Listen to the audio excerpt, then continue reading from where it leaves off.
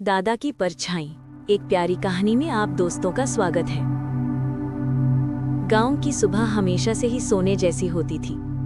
सूरज जैसे ही अपनी हल्की सी किरणें खेतों पर गिराता, गेहूं की बालियां हवा के साथ ऐसे झूमती जैसे कोई पुरानी लोरी सुन रही हूं। गांव के ठीक बीचों बीच एक पुराना पीपल का पेड़ था। वही पेड़ जिसकी छांव में बैठकर बिताए कई पल, कई पीढ़ियां याद करके मुस्कुराती रही थी। उसी पेड़ के नीचे बैठते थे दादा हरिराम। 78 साल की उम्र, लेकिन आंखों में बच्चों जैसी चमक। गांव में जिनके नाम से ही एक अपनापन महसूस होता था। हर सुबह की शुरुआत ऐसे होती, दूर से दौड़ते कदमों की आवाज और फिर बच्चों की खिलखिलाती आवाज, दादा आ गए, दादा आ गए।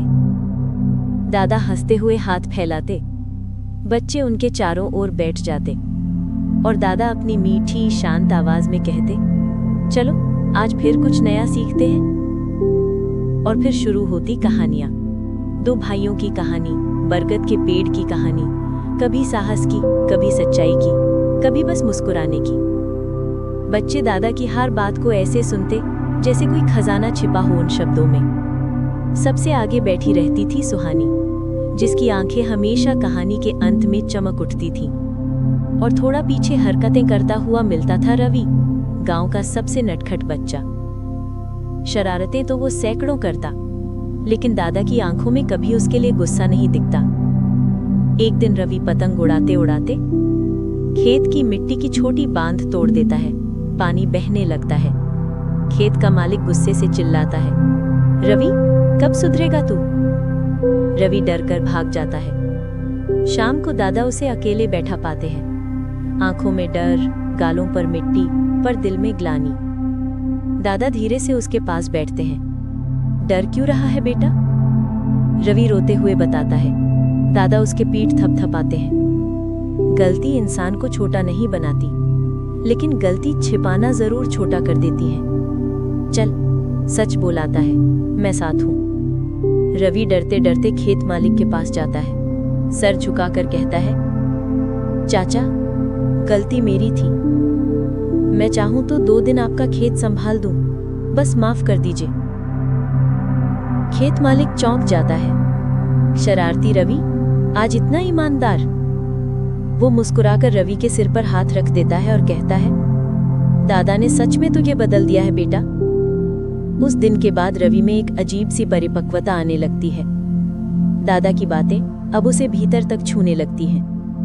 करीब करीब हर दिन दादा बच्चों को कुछ ना कुछ सिखाते। कभी पेड़ लगवाते, कभी किसी के टूटी छप्पर की मरम्मत करवाते, कभी बूढ़ी अम्मा के घर पानी पहुंचवाते, कभी शाम को मिट्टी पर अक्षर लिखकर पढ़ाई करवाते। दादा कहते, गांव सिर्फ मिट्टी नहीं होता, ये तो दिलों का मेल होता है। गांव के बच्चे उनके संस्कारों से ऐसे बदल रहे थे जैसे मिट्टी में पानी डालते ही पौधा हरा हो जाए। लेकिन जिंदगी हमेशा एक सी नहीं रहती। एक शाम को दादा को हल्का बुखार हो गया। धीरे धीरे कमजोरी बढ़ने लगी। अब वो पीपल के पेड़ के नीचे कम बैठ पा रहे थे। बच्चे रोज उनके घर के बाहर जुट जाते। सुहानी उन्हें कहानी पढ़कर सुनाती। रवि उनके पैर दबाता। छोटे बच्चे चुपचाप उनके पास बैठते, जैसे उनकी उपस्थिति ही दवा हो। दादा अक्सर कहते, तुम सब मेरे बाद भी एक दूसरे का हाथ थामे रखना। जब भी लगे कि रास्ता मुश्किल है, एक दूसरे की मदद करना, यही असली शिक्षा है। फिर एक रात गांव में बहुत तेज आंधी आ गई। छतें उड़ने लगी, पशु डरकर आवाजें करने लगे, कई घर की दीवारें गिरने लगी। गांव वाले घबरा गए, पर दादा की बातें रवि और बाकी बच्चों के कानों में गूंजने लगी। जहां मुश्किल हो, वहीं इंसान की असली पहचान दिखाई देती है। बच्चों का झुंड दौड़ पड़ा। किसी ने बुजुर्गों को सुरक्षित जगह पहुंचाया, किसी ने टूटे घरों में टपलियां लगाईं, किसी ने कुएं से पानी भरकर पहुंचाया। कोई पशुओं को बांधता रहा, कोई रोते बच्चों को चुप कराता रहा। आंधी भले ही भीषण थी, लेकिन बच्चों का साहस उससे भी बड़ा। सुबह जब तूफान शांत हुआ, तो गांव वालों ने देखा पूरा गांव इन बच्चों ने संभाल रखा था। पंचायत की बैठक हुई। सब बच्चों को बुलाया गया। दादा को भी सहारा देकर लाया गया। पंचायत प्रधान बोले, आज इन बच्चों ने साबित कर दिया कि गांव की असली ताकत क्या है। दादा आंखों में आंसू लिए मंच तक जाते हैं।